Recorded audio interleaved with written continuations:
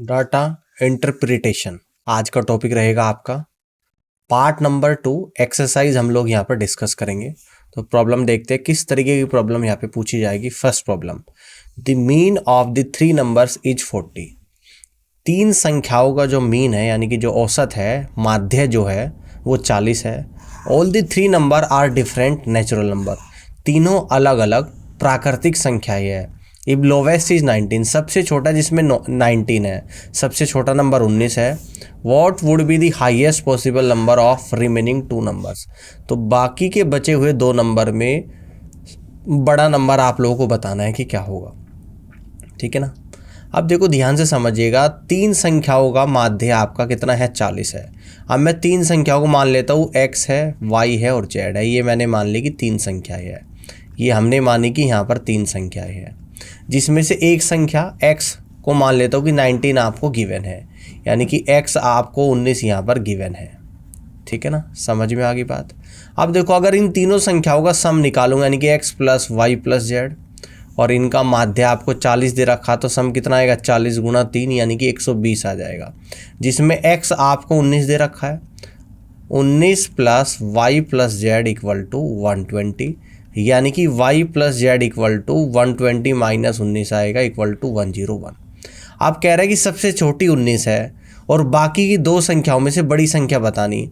अगर सबसे छोटी 19 है तो इस y और z में से एक संख्या आपकी क्या होगी, 19 से बड़ी होगी, यानी कि y जो होगा वो आपका क्या होगा, 19 से बड़ा होगा। और 19 से जस्ट बड़ा अगर मैं लूँगा 20 ले लेता हूँ, यानी कि y को मैं यहाँ पे 20 ले लेता हूँ और प्लस z इक्वल टू 101। तो z आपका निकल कर आएगा 101 माइनस 20, यानी कि z इक्वल टू 81 आएगा। तो बाकी के दो नंबर में जो बड़ा नंबर होगा वो आपका 81 होगा। तो इस तरीके से तीन नंबर निकले। x तो आपका 19 गिवन था यहाँ पे, y यहाँ पर 20 आया और z यहाँ पर 81 आया। ये तीनों संख्या आपकी निकल गई और सबसे बड़ा नंबर बाकी के दो में z 81 आएगा और ये इस क्वेश्चन का आंसर बनेगा। समझ में आ गई बात। यही क्या बनेगा, सवाल का आंसर यहाँ पर बनेगा। यहाँ पे y मानना है तो एक ही बात है, इससे ज़्यादा फर्क नहीं पड़ता। जो मैंने समझाया वही आपको करना है। प्रॉब्लम सेकंड को समझते हैं। Amisha on score of 97, 73 and 88 respectively in her first three examination. If she scored 80 in the fourth examination, then find her increase or decrease average score. Amisha ने अपने तीन परीक्षा में, पहली तीन परीक्षा में 97, 73 और 88 स्कोर कराया है ना, और फोर्थ एग्जाम में वह 80 करती है स्कोर। तो बताओगे उसका एवरेज स्कोर अब घट जाएगा या पहले से बढ़ जाएगा। यानी कि पहले तीन एग्ज़ाम का एवरेज मैं निकालूंगा। फर्स्ट थ्री एग्ज़ाम, पहले तीन एग्ज़ाम का मैं क्या निकालूंगा, यहाँ पर एवरेज निकालूंगा। तो एवरेज क्या होता है आप लोगों का, ये होता है आपका sum of observation, sum of observation और divided by number of observation, number of observation, number of observation. तो तीन संख्याओं का सम संख्या है 97 प्लस 73 प्लस 88, और 3 से डिवाइड कर दूंगा, यानी कि कितना आएगा आपका 170, यानी कि 258 बटे 3 आ गया। इससे कट कर दूंगा तो आपका निकल कर आएगा 3 अठे 24 और 3 छंग 18, 86 निकल कर आ गया। अब चौथे में उसने स्कोर कराया 80, यानी कि ऑल 4 एग्ज़ाम, यानी कि सभी चारों एग्ज़ाम का मैं यहाँ पर क्या निकालूंगा, एवरेज निकालूंगा। तो देखो एवरेज कितना निकल कर आएगा, 97 पहले में है, दूसरे में 73 है, तीसरे में 88 है और चौथे में स्कोर करती है वो कितना, 80 करती है, 80। अब डिवाइड कितने से कर दूंगा, 4 से कर दूंगा। तो देखो 97, 73 और 88, 258 था, जिसमें 60 और जोड़ दूंगा, जिसमें 60 में यहाँ पर और जोड़ दूंगा। तो ये आप लोगों का कितना निकल कर आ जाएगा, यानी कि 338 डिवाइड बाई 4, तो 4 अठे 32 है ना, और 4 चौक 16 और 0.5, यानी कि 84.5 निकल कर आ गया। तो एवरेज पहले आपका 86 था, अब 84.5 आया, यानी कि एवरेज कितना कम हो गया, 86 में से 84.5 को माइनस करूँगा तो 1.5 डिक्रीज़ हो गया एवरेज, है ना। तो इस तरीके से एवरेज आप लोगों का 1.5 डिक्रीज़ हो चुका है। क्लियर हो गई बात, समझ गए? इस तरीके से आप लोग कर लोगे। आगे बढ़ते हैं, प्रॉब्लम थर्ड को समझते हैं। It is impossible to get a sum of 14 of the numbers on the both die when a pair of dice is thrown together. यानी कि दो डाइस है आपके पास, अगर आप उन दोनों डाइस में, दो डाइस है, दोनों डाइस में क्या ऐसी पॉसिबिलिटी है कि उन दोनों का सम 14 निकल कर आ जाए? तो डाइस में नंबर होते हैं 1 2 3 4 5 और 6। अगर दोनों में 6 और 6 आ जाए, 6 + 6, तो तब भी 12 आएगा आप लोगों का सम निकल कर, 14 नहीं आएगा। तो ये पॉसिबल है क्या? नहीं जी, ये पॉसिबल नहीं है।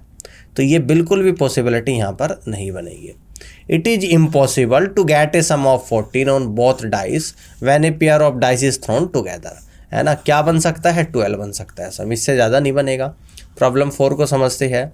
The range of the data, ये डाटा दे रखा है, इसकी रेंज पूछ रहा है। Would change if 8 was added to each value in the data.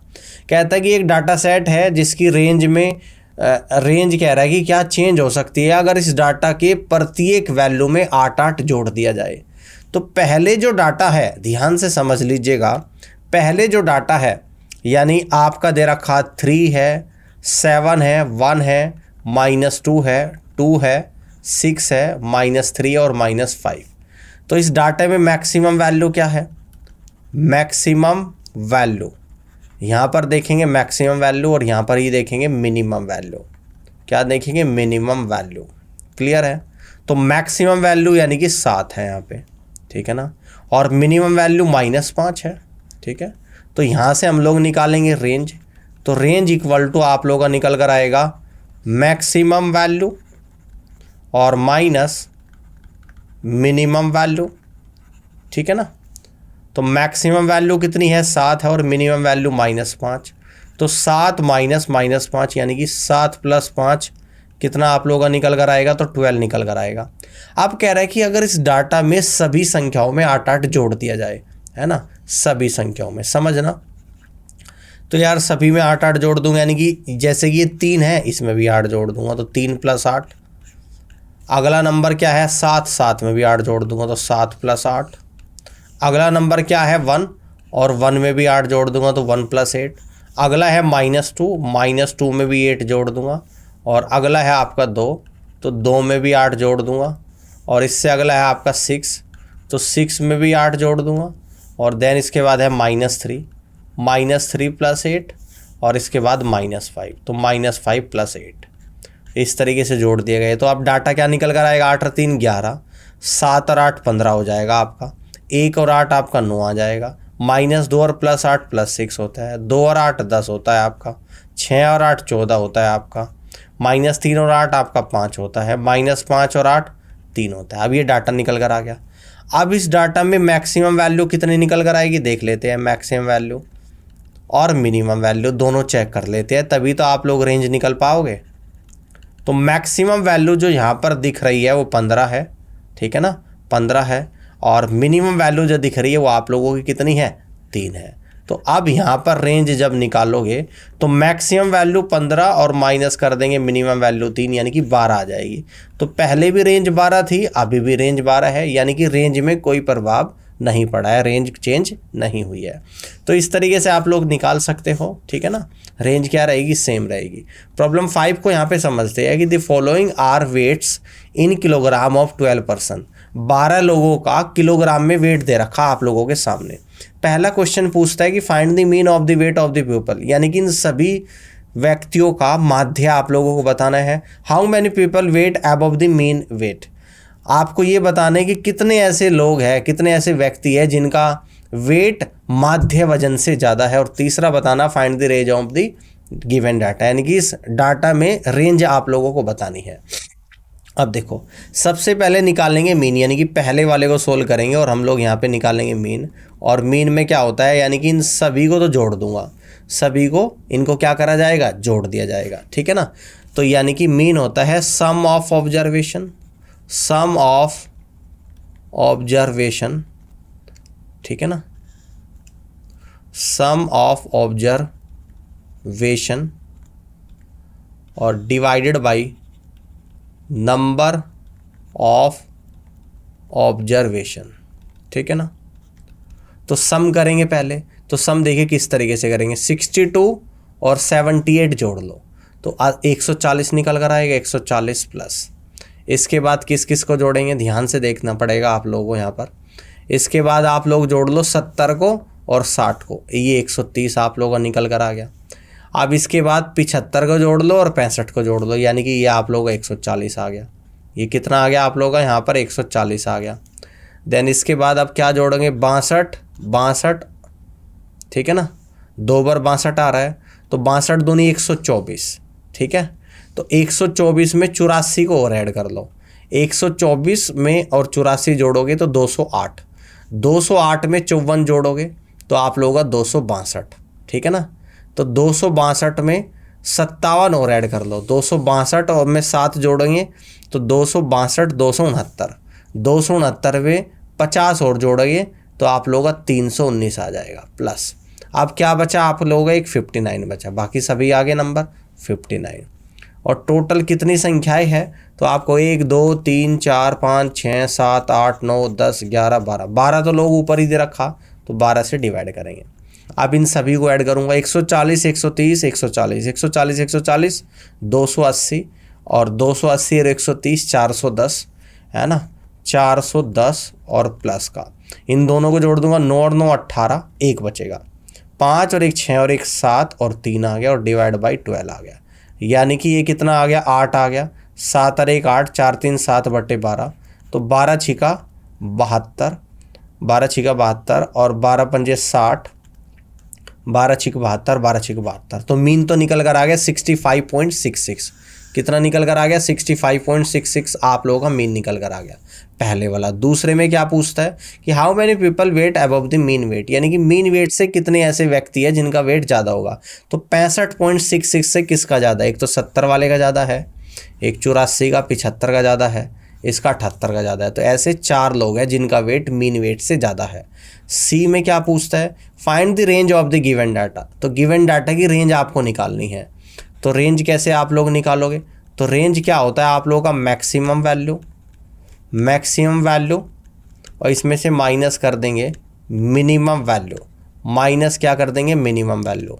तो मैक्सिमम क्या है आप लोगों का यहाँ पर 84 है, मैक्सिमम है आप लोगों का 84 और मिनिमम जो संख्या आप लोगों को यहाँ पर दे रखी है, तो मिनिमम संख्या आप लोगों को यहाँ पर 54 दे रखी है। देखो 54 से छोटा कहीं नहीं है, 84 माइनस 54 यानी कि 30, तो रेंज आपकी 30 निकल कर आएगी। इस तरीके से तीनों क्वेश्चन का आंसर आप लोगों का यहाँ पर निकल चुका है, तो कर लोगे। देखो मीन 65.66 आ गई, 4 लोग हैं जिनका औसत मीन से ज़्यादा है और इसकी रेंज निकल कर आई आप लोगों की 30। आगे बढ़ते हैं, प्रॉब्लम 6 को समझते हैं कि given below are heights of 15 boys of a class measured in centimetre. 15 लड़कों की एक क्लास में हाइट दे रखी इस तरीके से।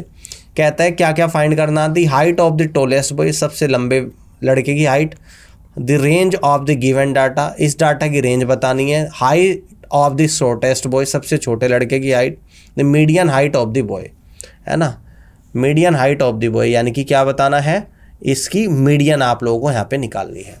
तो सबसे पहले क्या करेंगे, एक एक को चारों के चारों क्वेश्चंस के हम लोग यहाँ पर जवाब देंगे। सबसे पहले क्या करेंगे, इस गिवन डाटा को असेंडिंग ऑर्डर में ऑर्गेनाइज करेंगे, है ना, असेंडिंग ऑर्डर में। पहला है 128, देखो 128 से छोटा तो कहीं कुछ नहीं दे रखा, तो 128 लिख दिया मैंने यहाँ पे। 128 के बाद आप लोगों का क्या दे रखा है, 128 के बाद आप लोगों का क्या है यहाँ पे, 128 के बाद है आप लोगों का 136, ठीक है। 136 के बाद आप लोगों का 138 है, 138 के बाद आपका यहाँ पर 140 है, 128 के बाद 129 भी है, तो यहाँ पे लिख दूंगा मैं 128 और 129, 136 138 140, ठीक है ना। 140 आप लोगों का यहाँ पे 2 बार दे रखा है 140। देन इसके बाद जो आपका दिख रहा है यहाँ पर 142 है, 142 के बाद 142 भी कितनी बार है आपका, देखो 142 भी 2 बार है आप लोगों का, और 142 के बाद 144 2 बार है, 144 और 144। देन इसके बाद 142 के बाद 143 भी दे रखा भाई, 143 भी, तो इसको 43 कर देंगे यहाँ पर, 144 2 बार है। इसके बाद आप लोगों का क्या है, 146 है, यानी कि 146 है। 146 के बाद जो आप लोगों का दिख रहा है 150 है, 150 है। इसके बाद क्या है आप लोगों का 152 है। इसके बाद क्या आप लोगों का 154 है। तो इस तरीके से 15 लड़के हैं जिनके हाइट सेंटीमीटर में दे रखी है और इन सभी हाइट को मैंने असेंडिंग ऑर्डर में लिख लिया। सबसे बड़े लड़के की हाइट यानी कि पहले का आंसर तो किसकी कितनी है 154 है। सबसे बड़े की हाइट कितनी 154। इसके बाद सबसे छोटे की हाइट कितनी है 128 है, 128 सेंटीमीटर। रेंज कैसे निकलेगी, सबसे बड़े की हाइट 154 माइनस 128 यानी कि ये आप लोगों का निकल कर आएगा 26 सेंटीमीटर। मीडियन अब आपको निकालनी है, टोटल 15 बॉय है तो मीडियन कैसे निकालेंगे, तो मीडियन आपकी निकल कर आएगी n+1/2वां पद, ठीक है ना। n क्या है 15, 15 + 1/2वां पद, तो ये आप लोगों का निकल कर आएगा 8वां पद। 8वां कितना आएगा 1 2 3 4 5 6 7 8, तो 8वां जो पद आप लोगों का निकल कर आएगा वो आपका निकल कर आएगा 142 सेंटीमीटर। 8वां पद आपका निकल कर आएगा 142 सेंटीमीटर। तो इस तरीके से हमने चारों ही क्वेश्चन के आंसर यहाँ पर निकाल लिए, ठीक है, कर सकते हो आप लोग। पहले 154 हाइट है सबसे बड़े की, सबसे छोटे की 128 है, ठीक है, रेंज 26 है और इसके बाद आपका और क्या बोल रहा है यहाँ पर मीडियन आप लोगों की है 142 है। यही निकला था, सारे आंसर यही है आप लोगों के। अब इसके बाद आगे बढ़ते हैं, प्रॉब्लम 7 को समझते हैं कि observe the data and answer the questions that follow. ये डाटा को ऑब्जर्व करना है और जो 3 सवाल दे रखे हैं इनका आंसर करना है। पहला सवाल है which data value can be put in the data so that the mode remain the same, यानी कि इस डाटा में ऐसी कौन सी वैल्यू को हम रखें जिससे इसका मोड का मतलब होता है बहुलक सेम रहे, बहुलक में कोई चेंज ना आए। दूसरा क्या है at least how many and which values must be put into change the mode to 15, यानी कि इसमें कितनी वैल्यू रखे, कौन सी वैल्यू को कितनी बार रखे जिससे कि मोड 15 आ जाए। और तीसरा है कि what is the least number of data values that must be put into change the mode to 70, यानी कि कौन सी ऐसी वैल्यू रखेगी मोड आपका 17 आ जाए। मोड क्या होता है, जिस डाटा की फ्रीक्वेंसी सबसे ज़्यादा होती है वही आपका मोड होता है। अब यहाँ पर सबसे ज़्यादा फ्रीक्वेंसी जो दिख रही है वो 16 की दिख रही है, 3 बार आ रहा है, तो इसका मोड क्या है 16 आ गया निकल कर, क्योंकि इसकी फ्रीक्वेंसी 3 है। अब कह रहा है कि ऐसी कौन सी वैल्यू रखे which data value can be put in the data so that the mode remains the same, जिससे मोड बदले ना। तो ऐसी वैल्यू मैं क्या रख सकता हूँ, अगर ऐसी वैल्यू में देखो 17 रख सकते हो आप, ठीक है ना, 17 को रख सकते हो आप यहाँ पे 2 बार, 15 को 1 बार रख सकते हो और 8 को 2 बार रख सकते हो, जिससे मोड चेंज नहीं आएगा। अगर इससे ज़्यादा रखोगे तो मोड चेंज हो जाएगा। तो इस क्वेश्चन का जो आंसर आएगा as per the given data 16 is the mode है since it has highest frequency 3, यानी क्योंकि इसकी हाईएस्ट फ्रीक्वेंसी 3 है। Now if 15 is added to the given data, mode will get changed to 15 and 16, whereas if any number 8, 16 और 17 is added, mode will remain same. यानी कि यहाँ पर क्या कह रहा है कि अगर अब मोड 16 है, अगर मैं 15 रखूँगा तो मोड 15 भी आ जाएगा और 16 भी, तो 15 नहीं रख सकता मैं, यहाँ पर क्या रख सकता हूँ 8 रख सकता हूँ एक बार और एक बार 17 रख सकता हूँ, ठीक है ना। अब आगे ध्यान से देखिएगा, ये मोड था इसका यहाँ पर 16। दूसरे में क्या कर रहा है at least how many and which value must be put into change the mode to 15, कौन सी वैल्यू को कितनी बार रखेगी जिससे मोड 15 आ जाए। तो 15 2 बार तो है ही, अब 15 2 बार और रखना पड़ेगा, यानी कि 15 पुट करना पड़ेगा आप लोगों को 15, और कितनी बार पुट करना पड़ेगा 2 टाइम्स पुट करना पड़ेगा। 15 की फ्रीक्वेंसी 2 आप लोगों को होनी चाहिए, ठीक है, जिससे 15 4 बार आएगा और मोड आपका क्या हो जाएगा 15 हो जाएगा। At least 215 should be added to change the mode to 15, on adding 2 15s the frequency of 15 will be 4, है ना, क्योंकि 15 जब इस डाटा में मैं 2 बार रखूंगा तो 15 की फ्रीक्वेंसी 4 हो जाएगी, 4 बार 15 आएगा जो सबसे ज़्यादा बार आएगा और इसका मोड बदल के 15 हो जाएगा। तीसरा है what is the least number of data values that must be put into change the mode 17। 17 कब आएगा, जब 17 को मुझे 3 बार और रखना पड़ेगा, 17 को 3 टाइम्स मुझे पुट करना पड़ेगा, तब जाकर मेरा मोड यहाँ पर 17 बनेगा, है ना। 3 times 17s to change the mode 17. On adding 3 17s, the frequency of 17s will be maximum 4. जब 17 में 3 बार और रख दूंगा तो उस केस में 17 की फ्रीक्वेंसी सबसे ज़्यादा बनेगी, 17 4 बार आ जाएगा उस डाटा में और मोड भी बदल के क्या हो जाएगा, 17 हो जाएगा। इस तरीके से कर लोगे। आगे बढ़ते हैं, प्रॉब्लम 8 को समझते हैं। Age in years of 6 children of 2 group are recorded age below. 6 बच्चों की 2 ग्रुप में एज इस तरीके से है। अब आपसे पूछता है कि find the mode and range for each group, यानी कि दोनों ग्रुप का मोड भी बताना है और रेंज भी बतानी है, ठीक है ना। और दूसरे में पूछता है कि find the range and mode if the 2 group are combined together. अगर दोनों ग्रुप को एक साथ ले लिया जाए तो बताओ कि रेंज और मोड क्या होगी। तो पहला वाला देख लेते हैं, पहले वाला यहाँ पे देखते हैं फर्स्ट में, यानी कि हम लोग यहाँ पे निकालेंगे ग्रुप ए की मैं बात कर रहा हूँ, जिसमें मोड क्या निकलेगा, जो संख्या ज़्यादा बार आ रही है यानी कि जिसकी फ्रीक्वेंसी ज़्यादा है वही मोड आएगा। तो ग्रुप ए में 7 2 बार आ रहा है और 10 भी 2 बार, तो इसका मोड 7 और 10 निकल कर आएगा, ठीक है ना।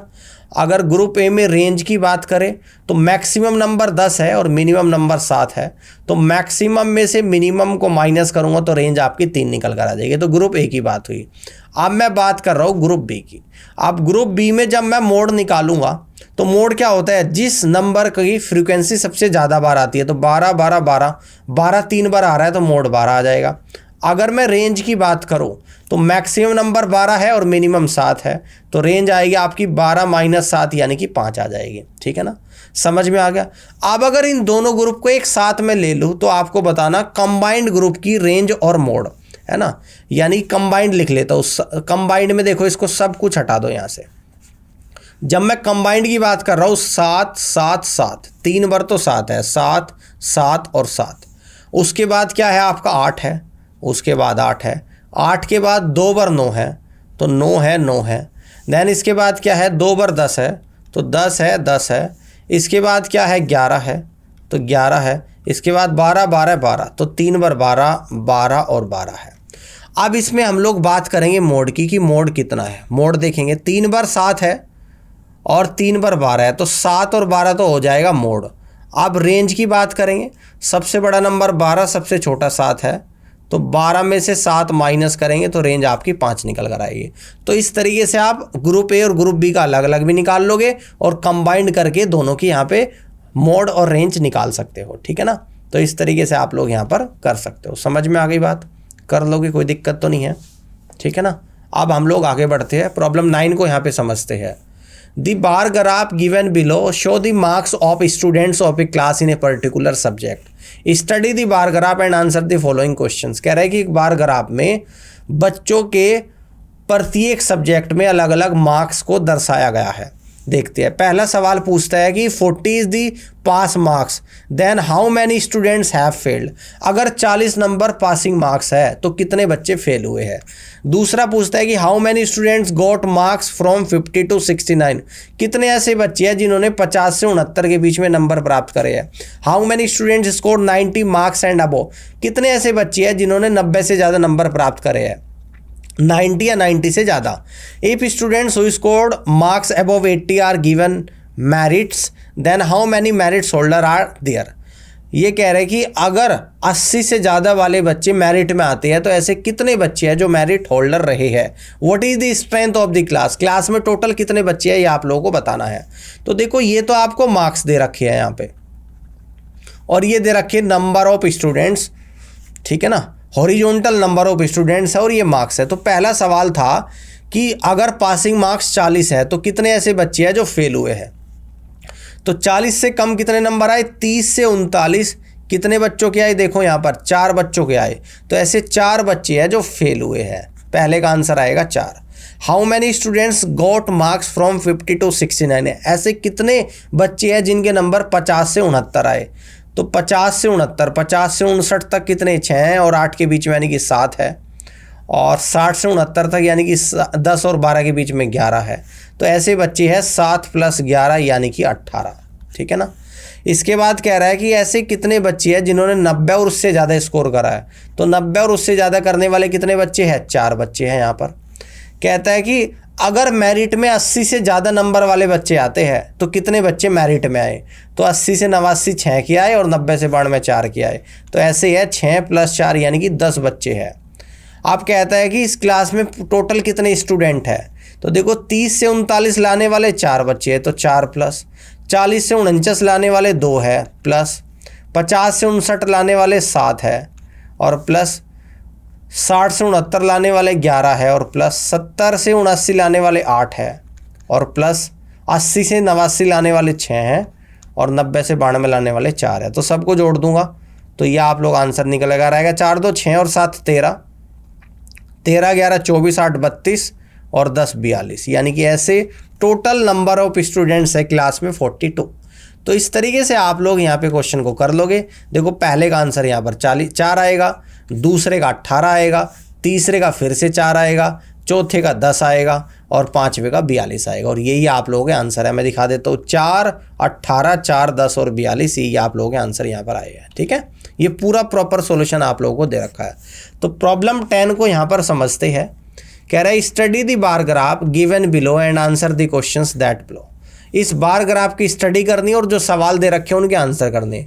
What information is depicted from the bar graph. ठीक है ना, आप कह रहे हैं कि in which subject is student very good, कौन से सब्जेक्ट में वेरी गुड है। Calculate the average marks of the student. ठीक है ना, what information is depicted from the bar graph. तो देखो, और इसके बाद चौथा सवाल क्या दे रखा, if 75 and above marks denote A distinction the name the subject in which the students got distinction. अगर 75 से ज़्यादा नंबर, 75 या 75 से ज़्यादा नंबर वाले को डिस्टिंक्शन माना जाता है, तो बताओ ऐसे कौन कौन से सब्जेक्ट है जिसमें स्टूडेंट्स ने डिस्टिंक्शन प्राप्त करी है। और पांचवा सवाल है calculate the percentage of marks that student got out of 500। बच्चे ने 500 में से टोटल कितना % नंबर प्राप्त करी है, यह आप लोगों को यहाँ पर बताना है। अब देखो पहला जो सवाल था, what information is depicted from the bar graph. He given bar graph show marks obtain bye A students in different subject out of 100। यानी कि इसमें क्या इंफॉर्मेशन बार ग्राफ में दे रखी है, ये सवाल आपसे पूछा गया। तो इसमें ये दे रखी है, यहाँ पर बच्चों के 100 में से नंबर बताई गई है कि कितने आए हैं प्रत्येक सब्जेक्ट में, ये इंफॉर्मेशन आपको दे रखी है। दूसरा सवाल है in which subject is the student very good. कौन से सब्जेक्ट में स्टूडेंट वेरी गुड है, तो जिसमें सबसे ज़्यादा नंबर लाएगा। सबसे ज़्यादा नंबर 82 ला रहा है, किस में ला रहा है, मैथ्स में ला रहा है, तो मैथ्स में क्या है, वेरी गुड है। सी क्वेश्चन है आपका, calculate the average marks of the student. Student के एवरेज मार्क्स आप लोगों को बताने हैं। तो एवरेज मार्क्स क्या होता है, इन सभी को जोड़ दूंगा, 64 75 82 71 और 49, और 5 सब्जेक्ट है तो 5 से डिवाइड करूंगा। तो 64 75 82 71 49 डिवाइड बाई 5, 341/5, तो परसेंटेज आपका निकल कर आया 68.2%। ठीक है ना, यानी कि यहाँ पर कितना निकल कर आया, एवरेज मार्क्स निकल कर आया। यहाँ पे एक काम कर लेना, इस परसेंटेज को हटा देना, ये एवरेज मार्क्स आप लोगों का निकल कर आया 68.2 मार्क्स, क्योंकि एवरेज मार्क्स आपसे पूछता है। चौथा सवाल में पूछता है कि 75 से ज़्यादा नंबर, 75 या 75 से नंबर ज़्यादा लाने वाले बच्चे डिस्टिंक्शन प्राप्त करते हैं। तो ऐसे कौन से सब्जेक्ट है जिसमें डिस्टिंक्शन मिल रही, 75 एक तो यहाँ पर है, एक यहाँ पर, तो ऐसे 2 सब्जेक्ट है हिंदी और मैथ्स जिसमें डिस्टिंक्शन प्राप्त की जा रही है। और पांचवा सवाल है कि स्टूडेंट की परसेंटेज बतानी है। तो 341 नंबर है ना, 500 में से हमने पहले अभी निकाला था सम, देखो यहाँ पे सम निकाला था, 341 है, 500 में 341 नंबर है और परसेंटेज में निकालूंगा तो गुणा 100 और कर दूंगा, तो 2 0 से 2 0, 5 6 30, 5 8 40 और 5 2 10, यानी कि परसेंटेज जो निकल कर आई है स्टूडेंट्स की यहाँ पर 68.2% निकल कर आया है। तो इस तरीके से इस बच्चे की सभी सब्जेक्ट्स की आप परसेंटेज भी निकाल सकते हो। आगे बढ़ते हैं, प्रॉब्लम 11 को समझते हैं। इन अ स्कूल, एक स्कूल में only 3 out of 5 students can participate in A competition. एक स्कूल में 5 में से 3 बच्चे ही कंपटीशन में पार्टिसिपेट कर सकते हैं। What is the probability of the student who do not make it to the competition. वो प्रोबेबिलिटी बताना जो बच्चे कंपटीशन में पार्टिसिपेट नहीं कर सकते। 5 में 3 कर सकते हैं, यानी कि 5 में से 2 नहीं कर सकते, तो यही आपकी प्रोबेबिलिटी निकल कर आएगी 2/5, 2/5 जिसको कह देंगे 0.4। प्रॉब्लम 12 को यहाँ पर समझते हैं। Students of a class voted for their favorite color and a pie chart was prepared based on the data collected. Observe the pie chart given below and answer the questions based on it. Which color receive 1/5 of the votes?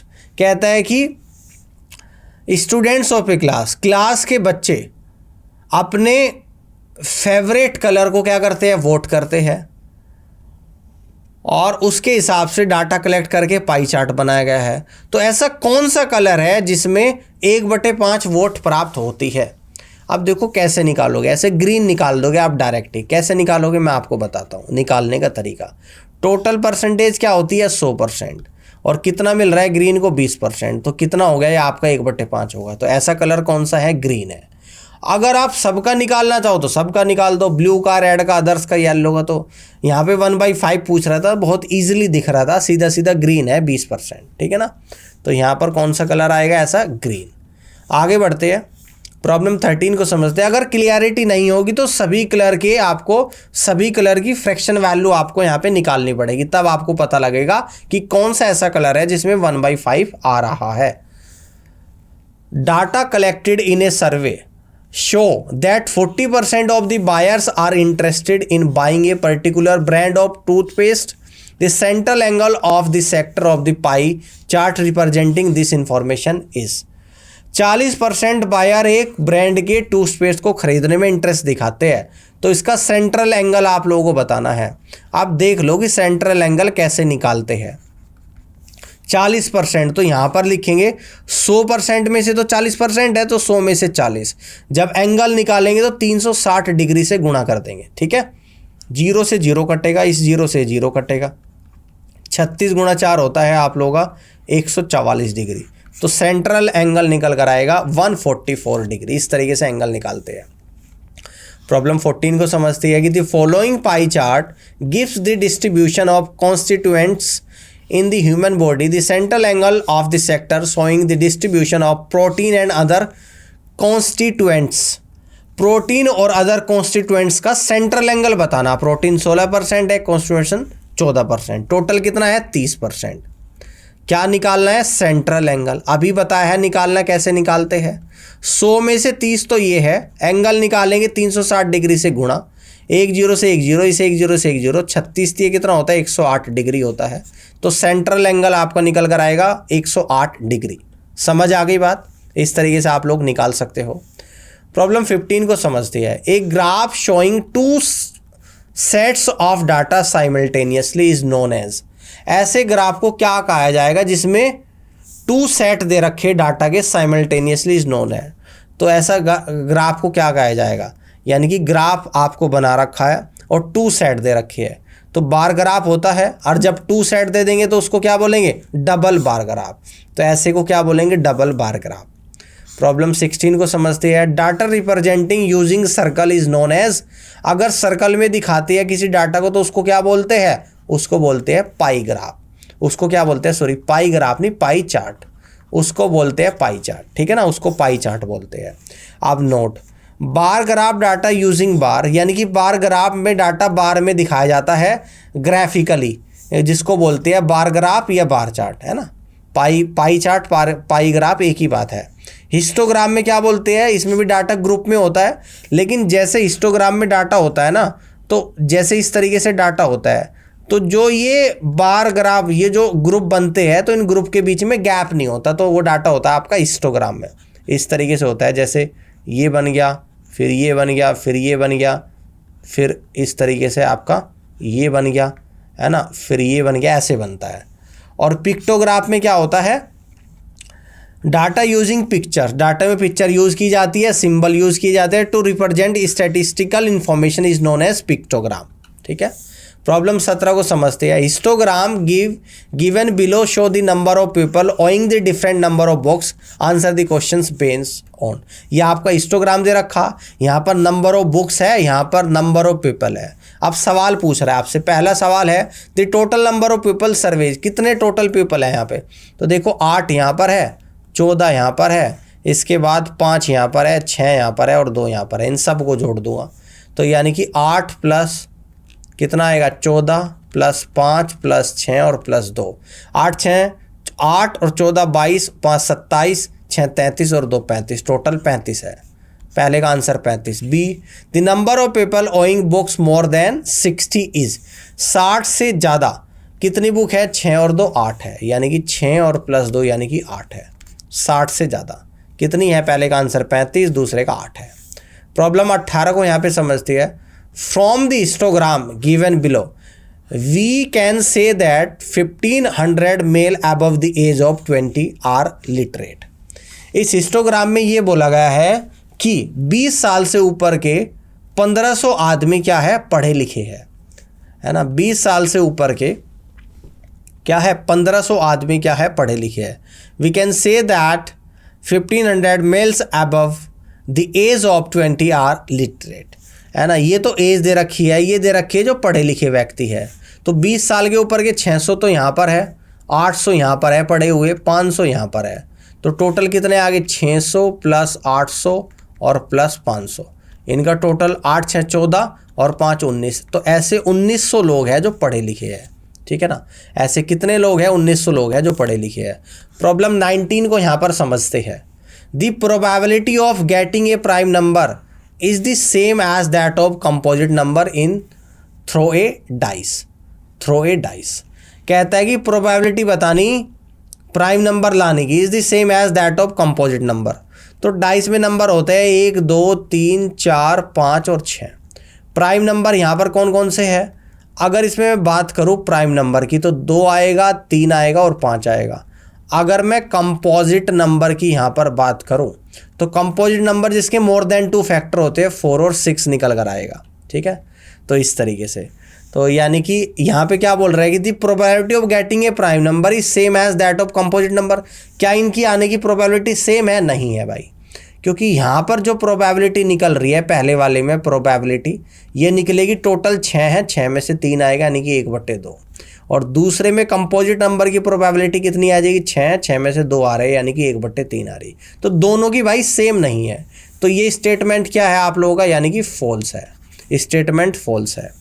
False है। In throw the dice the occurrence of prime number can be as 2 3 5 prime number होते हैं और composite number 4 6 होते हैं। तो दोनों की probability same नहीं है। प्रॉब्लम 20 को समझते हैं। Given below is the frequency distribution table, read it and answer the questions that follows. पहला सवाल है what is the lower limit of the second class interval. Second class interval यहाँ पर है, इसकी लोअर लिमिट क्या हो जाएगी? 20। तो पहले का आंसर आएगा 20। दूसरा सवाल क्या है? What is the upper limit of the last class interval. Last class interval ये है, तो इसकी क्या है? अपर लिमिट बताना। कितना आ जाएगा? आंसर आएगा 60। तीसरा सवाल क्या है यहाँ पे? तीसरा what is the frequency of the third class. तीसरी क्लास की फ्रीक्वेंसी कितनी है? 4 है, तो तीसरे का आंसर 4 आएगा। और चौथा सवाल क्या है? What interval has a frequency 10। तो 10 फ्रीक्वेंसी यहाँ पर है, इसका क्या इंटरवल आ जाएगा आप लोगों का? 20 से 30। तो ये इस क्वेश्चन का आंसर यहाँ पर बनेगा। उम्मीद करता हूँ कि क्लास आपको पसंद आई होगी और इस पूरी क्लास को देखने के लिए आप सभी का धन्यवाद।